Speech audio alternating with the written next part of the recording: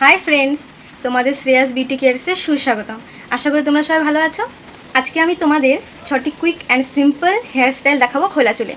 तो तोमरा Zara आछो Zara चुल बाँधते चाओ ना बा बाँधते पछंद करो ना, तादेर एई 6टी हेयर स्टाइल खुबই भालो लागबे। तो এই हेयर स्टाइलगुली तोमरा बार्थडे पार्टी बा जे कोनो पार्टीते यूज करते पारो। तो चलो बेशी कथा ना बोले भिडियोटी शुरू करा जाक।